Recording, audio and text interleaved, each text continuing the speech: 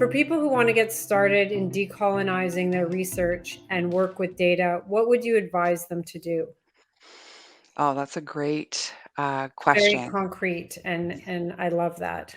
Yeah, it is concrete, and sometimes it's just developing the awareness, right? I mean, one of my starting places was reading Linda Smith's work on decolonizing methodologies, and some people who've read that book, like even students of mine, have found it uncomfortable. And I think if you start to have those feelings about discomfort, like lean into them, right? Lean into them and be curious about them. And so that would be a great place to start, I think. And then allow the journey to sort of expand. Like, don't be afraid of it. So, what I'm hearing you say is that the journey starts with learning to change your mind. Yeah.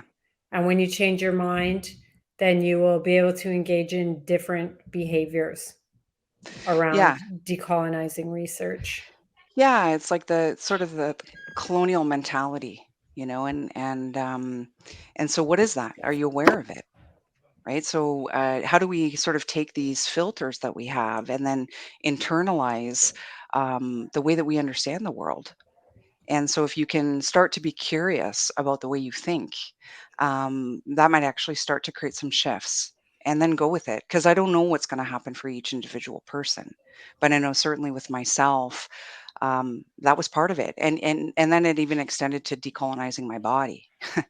Like that's another whole conversation about embodied consciousness. But these things started to happen. And and so I think it's a process. It's not an endpoint. It's something that you engage with, and I'm still learning as I go. You're kind of linking back to that piece that you talked about earlier around intentionality, Yeah, is opening your mind and then intentionally choosing and deciding to do things differently than what you've been doing.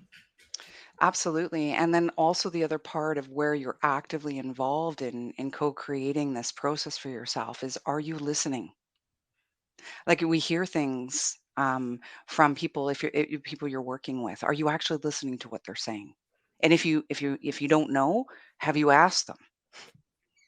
Have you asked them? And I think what interferes with that process a lot for people is the reactions that people have. And Hmm. I think that maybe that's what you were referring to when you talked about the discomfort that comes up, Hmm. right? Because people get uncomfortable and feel defensive Hmm. sometimes because it. I I think it's very easy to take things personally when we talk about changing and doing things different or realizing how colonialism manifests in our own lives, our own minds, our own bodies, our own actions. All of us, every person Hmm. who lives in Canada has internalized colonialism in some way or another because we all have to do it to live here. Yeah. I live in a house. I buy things at a store. Engaging in the capitalistic society is a form of being colonized and thinking it's okay. Hmm. For instance, I mean, that's a very kind of general, but when you think about research, when you think about power and control, ownership, all these things, they're very disruptive to academic research at its very core of how it defines itself and what it is. It is. You're absolutely right. And these are challenges. And that's why it's like an ongoing sort of commitment because when people say I'm decolonized, it's like, really? You still live in the society?